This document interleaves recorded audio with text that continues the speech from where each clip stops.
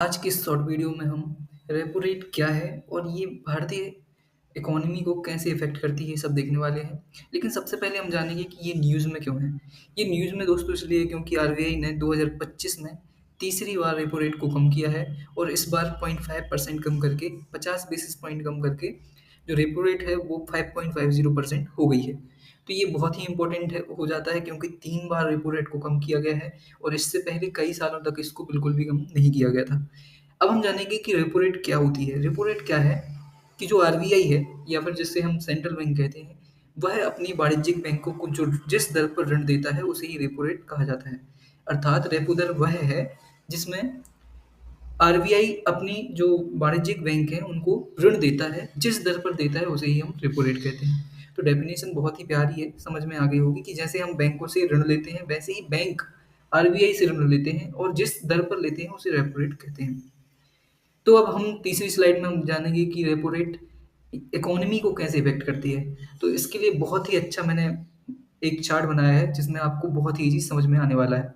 तो आप देख सकते हैं यहाँ पर क्या हो रहा है, आरबीआई बैंकों को लोन दे रही है रेपो रेट पर और ये बैंक आगे कमर्शियल बैंक एसबीआई, एचडीएफसी जो भी हैं, वो हमें पब्लिक को लोन दे रहे हैं। तो इसमें क्या हो रहा है कि लोन का जो फ्लो है वो आरबीआई से बैंक, बैंक से पब्लिक हो रहा है। तो यहाँ पर क्या होता है कि जब भी आरबीआई अपने जो लोन को या फिर रेपो रेट को कम या ज़्यादा करता है तो उससे क्या फ़र्क पड़ता है कि कम करने पर रेपो रेट का फ़ायदा किसको मिलता है।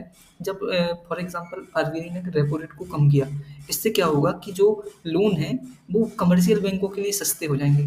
तो वो पैसा लेंगे कहाँ से? आरबीआई से, और आरबीआई से पैसा लेके उसी सस्ते लोन पर किसको देंगे? हमें, मतलब पब्लिक को देंगे। इससे पब्लिक के पास पैसा ही पैसा होगा और जब वो पैसा ज़्यादा होगा पब्लिक के पास, तो वो पब्लिक उस पैसे को इन्वेस्ट करेगी अपनी डेली नीड्स की चीज़ों में, कार लेने में, मोबाइल लेने में, घर लेने में।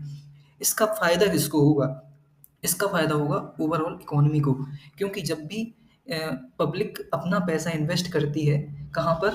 चीज़ों में, तो उससे क्या होता है कि उन चीज़ों की माँग बढ़ती है और माँग बढ़ने से क्या होता है? प्रोडक्शन बढ़ता है, प्रोडक्शन बढ़ने से क्या होता है?